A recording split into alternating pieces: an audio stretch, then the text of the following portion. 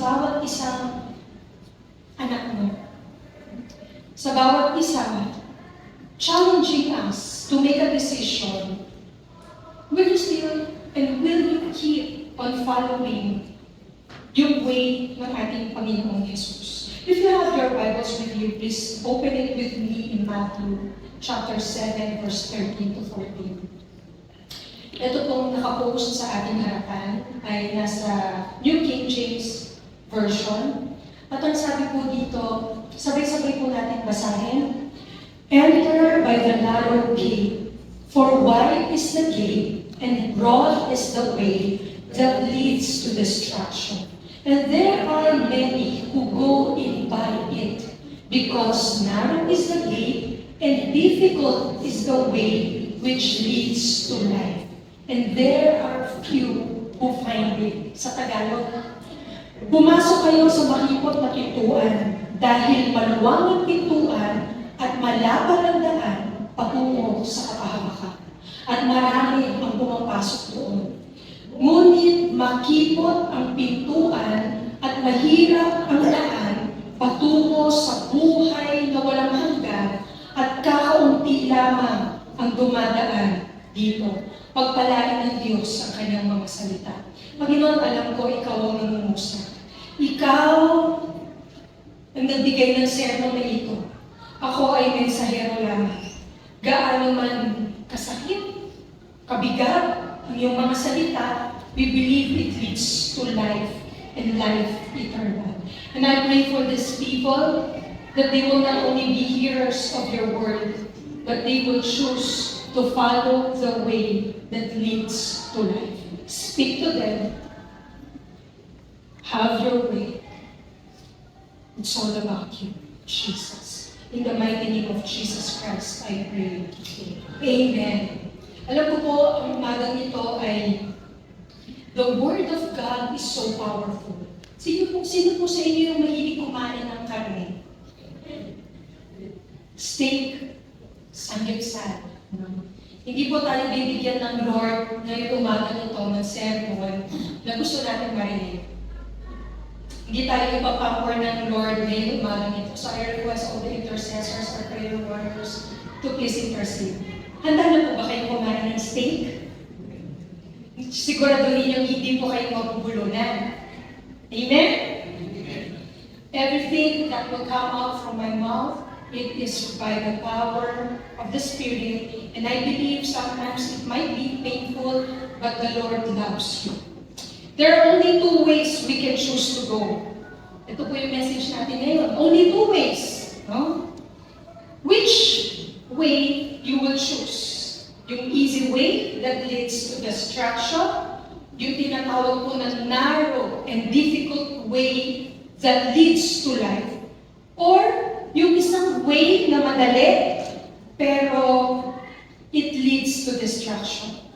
We are on the last part ng ating pong series dito sa Sermon on the Mount. Tignan niyo po yung Bibles niyo. Ilan na lang bang topic, Pastora? Baka mamaya gawin pang verse by verse. Tignan niyo po yung Matthew chapter 7. Since February 2, we started this series on the Sermon on the Mount. At nandun na po tayo sa makipot na pintuan. Sa Tagalog, parang dalawa na lang, no? Doon, no? Tatlo na lang, no? Sa Tagalog, yung topic doon sa sermon ni Jesus na hindi pa natin na-discuss. And in the last part of this Sermon on the Mount, it is a full-length sermon. Imagine niyo, Jesus is standing, the multitudes, thousands of Jesus' followers were sitting on that mount, on that valley, listening dito sa sermon na ito, mula Matthew chapter 5 hanggang Matthew chapter 7. At itong lahat ng ibinibigay ni Jesus during the first century AD ay blueprint kung paano ba tayo mabubuhay sa best life natin sa mundo ito, preparing us for the life eternal. Are you a Filipino citizen? Amen. Proud po ba tayo maging Filipino citizen? Amen. How about, are we a citizen in the kingdom of heaven? Proud ba tayo maging citizen ng kingdom of heaven? to be citizen doon sa kingdom na ito. Napakaganda po na si Jesus mismo ang nagbigay ng sermon na ito kung paano ba tayo mag-flourish, kung paano ba tayo magkakaroon talaga ng buhay, yung personal life natin, yung how we relate sa mga tao, how we have this personal experience of who God is sa buhay natin, na patuloy tayo naglilink sa Diyos, tinuturuan na tayo paano tayo mabubuhay sa mundo ito. This sermon would usually take those people who would really ponder and dig deeper sa sermon na ito ni Jesus. Kapag talagang ninamnam nyo, inisa-isa nyo ang bawat salita na lumabas sa bibig ni Jesus, hindi po talaga maiaalis na wala tayong ibang gagawin kung hindi ang magpakumbaba, lumuhod, mag-surrender sa Diyos at magtiwala sa Kanya dahil seryoso po si Jesus nung ibinigay niya itong sermon na ito. He doesn't preach to entertain people. Hello? He doesn't preach for them to feel good. He preached to tell the people ano yung katotohanan ng buhay. Lalakaran niyo ba yun? Doon ba kayo pupunta? And there are only two ways. These two ways, it's either heaven or hell. It's either life or destruction. Bawat isa sa atin will make a decision. Doesn't matter ilang taon ka na. Nag-decide ka, makakainin mo kanina. Every day, we have hundreds, millions, maybe in a year, na kailangan natin decision na gawin natin sa ating buhay. Where are you right now? Kung bibigyan ka ng 5 years from now or 10 years from now, saan mo ba gustong pumunta? Ano ba yung gusto mong maging buhay? Pinarepare niyo yung mga anak ninyo makapagtapos ng pag-aaral. Maybe some of us wants to be an engineer, IT, teacher, chemist, accountant, ano ba gusto mong maging? Musician. So, yung mga gusto natin, nagde-decide tayo pumili para marating natin yung gusto natin. Pero nais ko po kayong tanongin, saan mo ba talaga gusto pumunta sa buhay dito? Sa pansamantalang buhay sa mundo? O yung buhay na alam mo, buhay na walang hanggan, preparing for you to meet your Creator. Hindi mo biro ang usapan ito. Because what and how you live right now, every decisions na gagawin mo is very powerful and consequential. Yung pong bawat desisyon na ginagawa natin ay tulad ng binhi, ng seed, na every time na nagde-decide tayo, yung mga maliliit o malalaking desisyon natin, it dictates ano yung magiging future natin. At habang patuloy tayo nagdidesisyon, yung mga binhi na tinatanim natin, yun ay i-harvest din natin. Diba? Sabi nga ni Jesus, kung ano yung itinanim mo, aanihin mo. Kung nagpakasarap-sarap ka sa mundo nito, aanihin mo naman talaga yung lahat ng sarap. Pero maaaring masarapan at masaya tayo sa lahat ng pleasures on this earth, but it leads to destruction. Hindi natin madadala sa tunay na buhay, at ito yung buhay na walang hanggan, ang lahat ng ating pinaghirapan. Masaya ang hindi magkulang. Masaya ang may panggastos, may pangbayad, matiwasay na buhay. Kailangan natin ito. Pero kung minsan, yung finances, yung business, yung work, or sabihin na natin the love of money is the root of all kinds of evil. We can say, I'm a Christian, pero saan ka bang way papunta? Doon ba sa narrow or doon sa wide na daanan? We always make a decision, and this decision will also continue kung sa mga words na ibinibigay sa inyo ng Diyos? How do you respond whenever you hear the Word of God? Whenever your pastor is preaching, narinig mo lang, tanda na ako, ganito na ako. No? It's hard to teach an old man a new trick. Pero bakit? Sorry po sa mga matatanda. Sino po ba dito yung matatanda na? Tayo. 40 up. Mataas na yung kamay ng mga 40 up. Matatanda na tayo. So, yung mga 30, medyo bata-bata pa yan, di ba? Yung katuturo lang ni Jesus through pastora, pero narinig natin, pero hindi natin ina-apply because you choose not to apply. Hello? How do we respond to the progressive revelation of God in your life? Naniniwala po ako na ang tunay na tagasunod ni Kristo, walang ups and downs. It's progressive. Tumataas tayo na tumataas because we're reaching that perfection of our faith that one day our heart's desire is just to honor and love the Lord. Pero bago mang marating yun, madami kang pagdaraan ng mga testings, trials, pagsubok, pero pinili mong hindi mag-quit, hindi mag-give up, kasi nung hirap na hirap ka na, pagkatapos pala nun, yun na.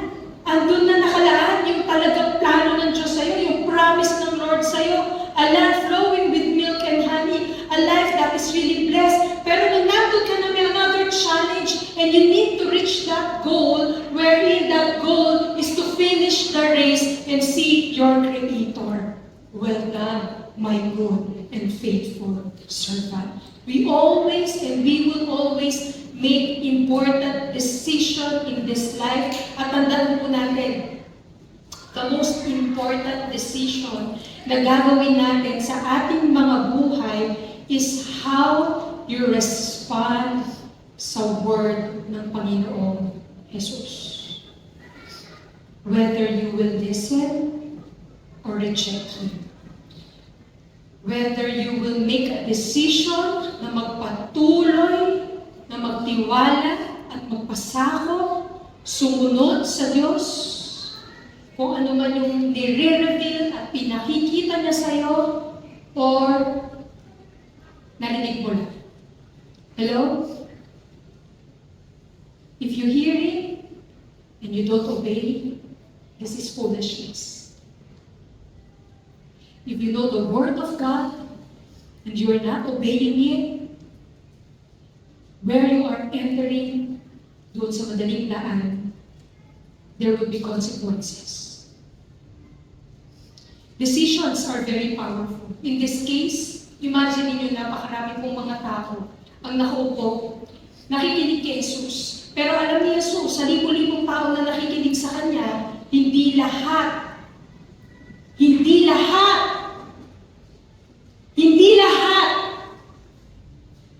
ay sumusunod sa Kanya. Hindi lahat ay susunod sa Kanya. Hindi lahat ay magtitiwala at magmamahal sa Kanya.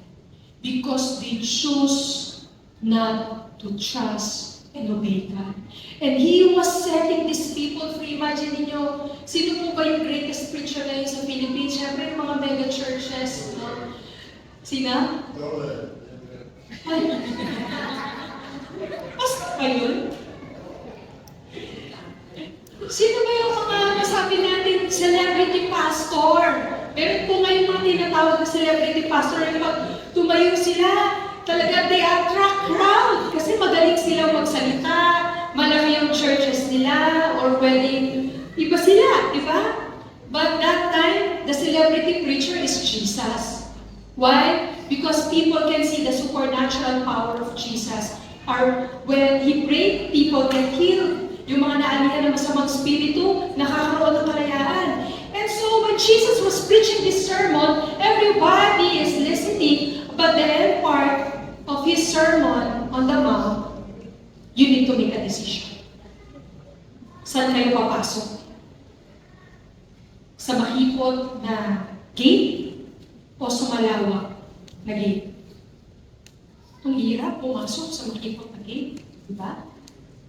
Pero yung malawak na gate, madali lang daw pasukan. I-review po natin as we are ending this sermon sa Matthew 7. Kung paano tinuro ni Jesus yung greatest sermon in Matthew chapter 5, inuna ni Jesus ituro yung inner attitude natin.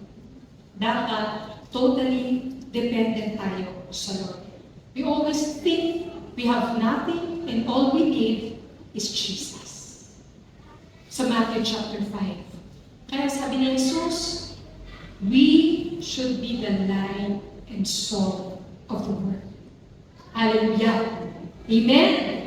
Hindi lang tayo magiging ilaw at asin ng sanlibutan na ito kung hindi tinuruan tayo ni Jesus after dealing with inside our hearts. Dinil din ni Jesus yung isip natin. Importante sa buhay natin ang puso, isip, at ginagawa. Yung buong aspeto ng pagkatao natin. And the continuing nung sermon ni Jesus, itinuro niya kung paano ba dapat tayong mamuhay sa kanyang kaharian, how we should regard the law of Moses. Nare-remember niyo po yung pangalan na yun? Huwag kang pumatay, huwag kang mangalunya, huwag kang basta-basta sumusumpa. Pero hindi ito yung physical na pangangalunya lang, hindi ito yung physical na pagpatay, hindi ito yung basta nagsusumpa ka lang. But Jesus breaks everything for us to understand the law na ibinigay ng Diyos. It's not only for us na maging legalistic, kung hindi maunawaan natin yung tunay na kabuluhan ng pagpatay ay yung galit mo sa kapwa mo. Ang tunay na kabuluhan ng pangangalo niya, if you look at the woman with lust, and if you're still into pornography, ang tunay na kabuluhan na parurusahan yung mga sumpa mo na hindi mo ginagawa, let your yes be yes and your no be no. Mga basic principles every day that we need in life. Kaya in Matthew chapter 6, tinuruan po tayo ni Jesus na maging disiplinado. Discipline. People who have discipline, they will reach their goal. Pero kung wala kang disiplina, mahirap. Tignan mo yung katabi mo. May disiplina ba siya sa pagkain? May disiplina ba siya sa kanyang health? May disiplina ba siya sa kanyang pag-aaral? People who are disciplined will reach their goal dun sa certain time that they want to. Diba? Ano po, meron talaga mga athlete, gigising sila ng maaga, diba? Mag-exercise, kakain ng healthy food. Kaya maganda yung katawan nila. Pero who we are, kapag ka-overweight na tayo, talagang kailangan natin mag-ayos, mag-discipline. And the disciplines that Jesus is talking about, the discipline of giving, praying, and fasting. Hindi dapat ito mawala sa buhay ng mga tagasunod ni Kristo. At pagkatapos tinuro sa atin ni Jesus na mag-impok tayo ng kayamanan, saan po? At kung ikaw man ay meron anxiety over materialism, over money, seek the kingdom of God, and everything that you need will be added unto you. Sa last part ng Matthew chapter 7, tinuturo sa atin ni Jesus yung tungkol sa pagtrato natin sa ating kapwa. Kaya binalik niya tayo doon sa importance na prayer. Ask. Ano po yung stands for ng ask? A for? S for? K for? And right now, you need to make a decision. Saan ka papasok? Sa narrow gate or sa wide na pintuan? Sa narrow way o sa malaking daanan? Importante po na itinuro ni Jesus sa atin yung decision, yung pagpili mo. There are only two gates that leads to two ways. You have two different endings. Saan mo gusto magkaroon ng ending yung buhay mo? Kaya nag-command po si Lord sa verse 13. Ang sabi po ng command ng Lord, enter through the narrow gate. Sabi po ni Jesus, pumasok kayo sa mahipot na pintuan. Ang sabi niya, pumasok kayo! Enter here! Hindi siya nakiusap. Kung hindi in Greek, this is imperative. This statement is commanding. This statement is telling them, dito kayo pumunta. Hindi dyan. Dito. Saan ka pumunta? Doon sa makipot na pintuan. When Jesus is commanding His followers to enter this narrow gate, alam ni Jesus na mahihirapan sila pumasok doon. Kasi hindi sila pwede magdala ng maraming bitbitin sa buhay. Kailangan nilang iwanan ang lahat sa kanila para makapasok sila. What does it require for us to enter that narrow gate? We must deny ourselves to follow Jesus. What does it require? It requires our faithfulness sa paglilingkod natin sa Panginoon. It requires our commitment. Nung sinabi ni Jesus, dito kayo pumasok. Iwanan niyo na yung dating kayo para makapasok kayo sa pintuan na to. Mahirap, pumasok, pero it leads to life. It leads to real destination na kinreate tayo ng Panginoon. Binuhay tayo sa mundong ito, not only for the temporary things, but to prepare us for eternity. These words are too powerful. Entering that narrow gate, kinakailangan, it demands, hanapin natin kung paano tayo makakapunta doon. And yung narrow gate, entering there, kinakailangan meron kang focus. Alam mo kung saan ka papasok. At lahat ng gagawin mo, you must be aware. Dito ako papasok. Ito ang pipiliin ko. Kaya para makapasok ko doon, you must be intentionally entering that narrow gate. Kailangan maiwanan mo na ang lahat. Paano ba tayo papasok dito sa narrow gate? Number one, it requires repentance. Kailangan natin ihingi ng kapatawaran, isuko ang lahat sa Diyos, manalangin, maniwala kay Jesus, na si Jesus ang nagbayad ng lahat para marating natin yung buhay na yun. Para makapasok tayo sa daan na yun. Sabi po, ang kaligtasan hindi madali. Hello? It's not just about praying. Sinabi ng pastora, may buhay na walang hanggan na ako. Yes, only Christ can save you by His grace. But the proof that you are really saved, you're being renewed day by day. Dahil ang pag-ibig ni Kristo, binabago tayo. Binibigyan tayo ng bagong spirito, inaayos ang puso natin, inaayos ang isip natin, at nilalakaran natin yung dapat natin lakaran na tamang daan. Papunta sa makipot na pintuan that leads to life. Hindi po madali to enter this gate. It requires self-denial. It requires laying down every pride na meron ka. It requires acknowledging, for me, to live is Christ, and to die is gain. I have been crucified in Christ, and I no longer lives, but Christ lives in me. The life that I live in this body, it is not about me, but it is about Jesus. Those people that are entering that narrow gate are regenerated, empowered, and filled by the Spirit of God. Church, na tinanggap mo si Jesus sa iyong buhay, kasama mo tinanggap ang Espiritu mo. Pero marami po sa atin, hindi active yung Espiritu ng Diyos sa inyong buhay because you still choose to live with your old self. You choose to still live with the pleasures and desires of this world. Hindi tayo inalis sa mundong ito, pero tinawag tayo ng Panginoon sumunod sa Kanya, and He set us apart to be the light and salt of this world. Na sa pag-enter natin doon sa gate na yun, hindi man maging madali, pero we have learned to surrender everything to the will of God. It's not an easy path. Makipot po yung gate dito, si Joran mag-isa ka lang papasok. Pero si Ate April, mag-isa lang din. Hello? Sino po dito sa inyo yung Christian yung nanay at tatay? Kaya tingin mo sa heaven ka pupunta. Hindi mo kasama nanay at tatay mo yun. It's your decision. Uy, kamag-anak ko sa pastora, sa langit ako pupunta. Wala na pagkatao yun. Pag namatay kayo, hindi ko naman ipapanalangin ng mga kaluluwa ninyo. Because sabi po sa Hebrews, once you die, there's only two. After that judgment, it's either you go to heaven or you go to hell. Hindi, malakas ako kay Pastora, lagi ko siya kausap.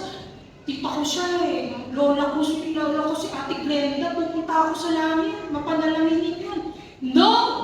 It's your decision. It's about you. It's about your life. It's about the choices that you make. Walang tao ang makapagpapapunta sa iyo doon sa kaluwalhatian ng Diyos. It will be your decision. Kaya hanggat buhay pa yung mga mahal niyo sa buhay, dalhin niyo sila dito sa narrow gate. Huwag yung mamamatay na. Huwag yung nag-aagaw buhay na. Hanggat buhay, dalhin niyo na sila doon sa narrow gate. Hello? Bring your family there. Bring your neighbor there. Bring your enemy there sa narrow gate. Where that path might not be easy, the gate might be narrow, you make your own decision. This gate that leads to life, doesn't matter kung sinong tatay mo, sinong lolo mo, sinong nanay mo, sinong kapatid mo. You enter and you make your own decision. To follow Jesus involves decision. It's not about emotions. It's not only about a one-time prayer. It involves decision every day. I'm going to heaven, so I will choose the narrow way. It's difficult, but I know it leads to life. It might be long, but I know it leads to life. I will face my Creator, and He will embrace me. Alam niyo po yung broad gate, meron pong pangalan niya. The broad gate, ang name po niyan, world. Sabihin niyo nga, world. Mundo. Hindi naman po mahirap daanan yan kasi dito na tayo pinanganak sa mundo. Hindi na po mahirap yan kasi wala naman pong requirements yung broad gate eh. We are born behind this gate at marami pong tao dito pumapasok, dito tumatakbo because this gate is easy. Wala kang heavy price na kailangan gawin. Ang kailangan mo lang, i-enjoy lahat ng buhay mo sa mundo ito. It's very tempting because it's filled with worldly pleasure. And many people choose this way because it appears more comfortable and it aligns to the desires ng ating mga flesh. Sino ba naman dito ang mga ngarap mahirapan? Sino po sa inyo yung gugustuhin yung pain in life? Lagi ka na lang nasasaktan. Diba? Lagi ka na lang nagsasakripisyo. Lagi ka na lang nahihirapan. Ayaw natin. The pains in life, we hate it. That's why we work hard to have pleasures in life, to provide, to be good provider, na ma-enjoy natin ang lahat ng nasa mundong ito. Hindi masama na ma-enjoy ang nasa mundong ito. Pero kung ang nagpapatakbo sa buhay natin is everything material, everything about the pleasures of your body, the desires of your flesh, this is the broad gate. Ano po yung broad gate? Mundo. That is the world. However, nagbigay ng warning si Jesus. Ang sabi niya, this gate leads to destruction and it signifies yung separation natin sa Diyos magpawalang hanggan. Church, I'm telling you, when your loved one died, huwag niyo laging isipin sa langit sa Diyos ang pumunta. Kung hindi si Jesus, ang sinunod niyo, sa langit siya. Kung nanampalataya siya kay Jesus, at sinunod niya si Jesus sa kanyang buhay, your loved one will be in heaven. But if they know Jesus, but they don't follow Jesus, wala sila sa langit. Ito ang sinasabi ni Jesus. There's no purgatory. There's only two ways. The narrow and the broad way. The broad way versus the narrow way. Ano po yung mga examples ng mga tao na nasa broad way? Are you ready? Madali lang po ito ma-distinguish kung sino yung mga tao na nasa broad way. Tignan mo yung katabi mo, sana hindi tayo kasama doon. Ay! Ready na po tayo? People, example of people na naglalakad doon sa malapad na daanan. Doon sa malapad na gate sila papunta. These are the people who are self-righteous. Say it with me, self-righteous. Yung tinigin nila yung mabuti nilang ginagawa, yung morality nila, yung behavior nila ang magliligtas sa kanila. Doon sila, nasa Broadway sila naglalakad. Oh Lord, di ako yun, yung katabi ko yun. Okay. Pangalawa, yung mga self-deceive. Ano yung self-deceive? Paulit-ulit na binigyan ni Jesus yung mga pagan, yung mga Pharisees, yung mga teachers of the law. Alam nila ang salita ng Diyos, pero ang lahat ng ito panglabas lamang. Hindi man itatago sa harapan ng Diyos. Ano yung totoong nasa isip natin? These are the people who believe they are traveling the road with God, pero wala naman silang sacrifices na ginagawa. Wala naman silang self-denial na ginagawa. Sabihin nga natin, self-deceive. Sana hindi ako. And the people who are traveling the Broadway are the influencers. Sino sila? Yung mga athletes, mga singers, maybe politicians, maybe contractors, maybe your family members, maybe nandyan sa room nyo. Ako ba yun? Tignan natin maigi. Tignan natin maigi. Maybe kala natin kay Jesus tayo, but the road we are traveling is the Broadway because mas gusto natin yung madaling lahat. These people are far away from God. Alam niyo kung sino po yung architect ng Broadway, yung Broadgate? Si Satan. Sino kaya yung foreman doon? Si Satan. Siguro si Satan din yung engineer doon, no? He is the builder of that front and broad gate, Satan. Wala siyang effort kasi likas sa atin, we just want pleasures. Kaya wala nga requirements going there eh. You just be yourself. Ikaw lang yan, wala kang papaguhin. Doon tayo lalakad. Yan pa rin ang galing mo, yan pa rin ang isip mo, wala kang i-deny. Yan pa rin, ang dali lang pumasok. Hindi mo kailangan iwasan yung mga pleasures in life. Hindi mo kailangan baguhin yung buhay mo. Ang lahat ng sarap sa buhay, everything you love as human, dadalhin natin doon. Satan is blinding these people to choose the wrong way. To stay away from church. To stay away from preaching. Pag nagpipreach na, matulog na kayo. No? Mag-isip kayo ng lahat ng negative. Tignan mo ako tabi matulog na ba? Naku, ikaw yung sinasabihan ni Pastor ako. Isipin nyo na, no? Wala pa kasi. Naiintindihan natin si Beno, wala pa tulog. Stay away from biblical ministry. Patuloy mo lang gawin yung ginagawa mo. Lahat naman tayo may kanya-kanyang truth eh. Even you're living in the world, you have your own truth. And sometimes those people who are living in the Broadway until now, you're believing in horoscope, in other gods, in fortune telling, you're in that Broadway. Those people living in that Broadway are believing dun sa mga teachings that will just entertain them, that will not require them to give, that will not require them to sacrifice, that will not require them to deny themselves. Church, I am telling you, lalo na sa ngayon, napakaraming mga magtuturo sa inyo ng mga false. Dahil itong mga magtuturo na ito, ang mga ituturo nila, yung gugustuhin nyo, yung hindi kayo pahihirapan, at mag-ingat kayo kung saan ang dulo nito. Ang dulo nito ay kapahamakan. Those people who are walking in the Broadway are the religious people. They believe they are born again. They are self-reliant. They are self-deceived. They believe they are saved because of their religion. You believe you are saved because you are from New Life Church. You believe you are saved because your families are Christian. You believe you are saved because your relatives are Christian. No, no, no, no, no. Many people are walking that Broadway at baka mamaya kasama yung pamilya mo doon. Hahayaan mo ba ang anak mo na mapunta doon sa total destruction ng kanilang mga buhay?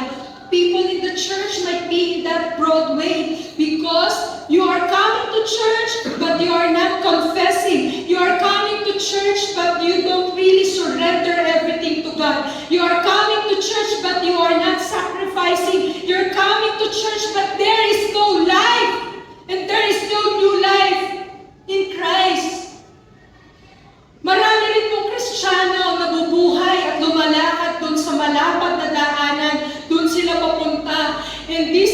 I am telling you, you need to make a decision to follow Jesus. Sabi ni Jesus, dito kayo! Dito kayo pumasok! You need to deny! You need to sacrifice! You need to be faithful, but I promise life!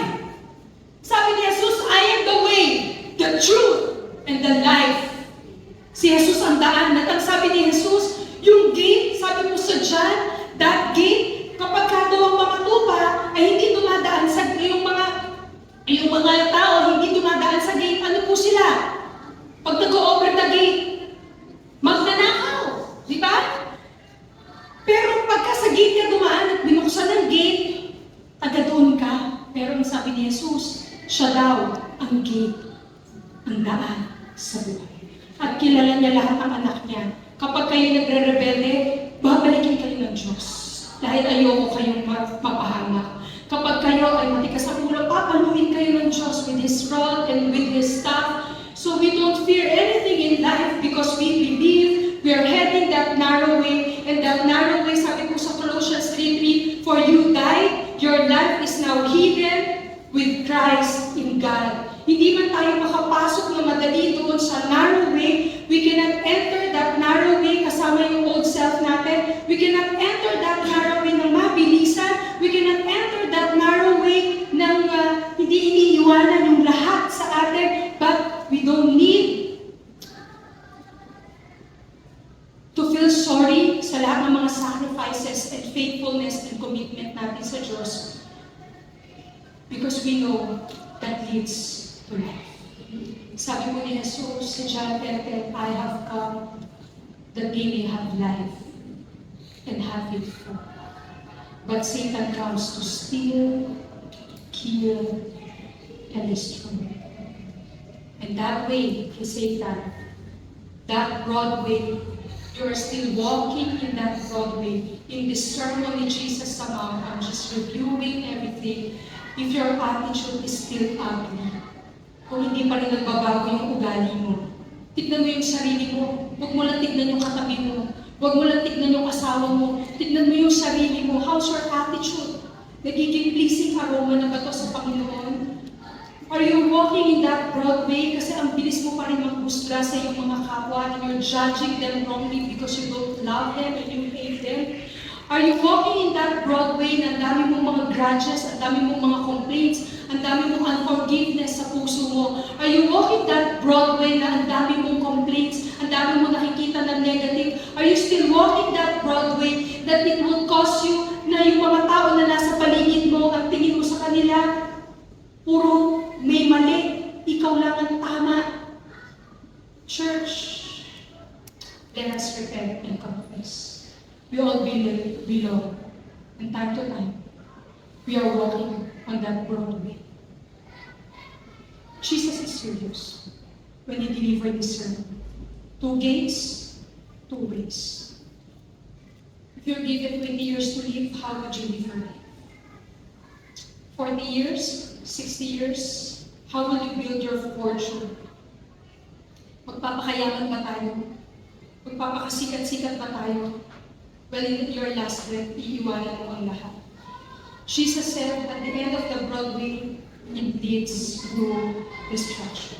Church, God is telling us this morning, there's a place of life. Place of life.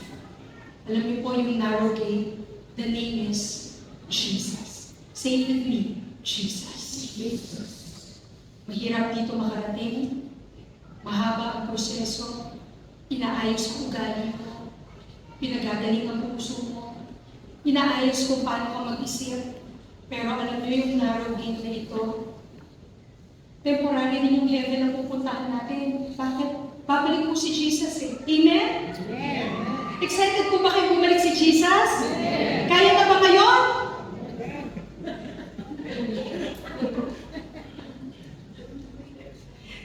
Amen! Alam niyo yung heaven na pinupuntahan pa ng ibang namamatay? Temporary pa rin yun eh. Because sabi sa Revelation, there will be new heaven and new earth.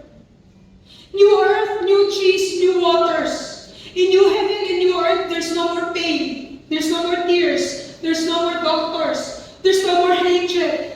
There's no more unforgiveness. Everything is new because God will make all things new in this new heaven and new earth when Jesus returns again. I believe it will be sooner than before. Hindi natin alam kailan, pero pag dumating si Jesus, ang lahat ng sumunod, ang lahat ng pumasok doon sa narrow gate, magre-reunion tayo. Amen? Sabihin mo sa katabi mo, walang iwanan ha, magkikita tayo. Wala na akong magagawa pag nasa impyerno ka na, hindi na kita may pag-pray. Dapat wala mabawasan, kundi dalhin pa natin yung pamilya natin doon. Dalhin pa natin yung mga kamag-anak natin doon. Church, itong panahon na ito, that everything, God is exposing everything that is hidden. Mga, ano man yung mga pinagkakatago-tago ng lahat na magaling magtago. Why? Sabi ni Jesus, ang lahat ay mabubunyag. Lahat ng sikreto ay mailalantad. Pero alam niyo, bakit pinakikita lahat ng Panginoon nito? Even the natural disasters, all these calamities, that is already written in the Bible because God is telling us malapit na. I am returning again and I am giving a new heaven and new earth. But the problem is, and the question is, saan tayo pumapasok? Anong daan yung tinatahakan natin? Saan ba tayo pumupunta? The narrow gate requires discipline, faith, perseverance, and Jesus is telling us, enter through this gate. Pumasok kayo sa mahigop na pintuan na ito. Huwag kayo dyan sa madali. Huwag kayo dyan sa masarap. Dahil ang dulo niyan will lead to destruction. And this teaching challenges us to reflect. Saan ka ba papunta?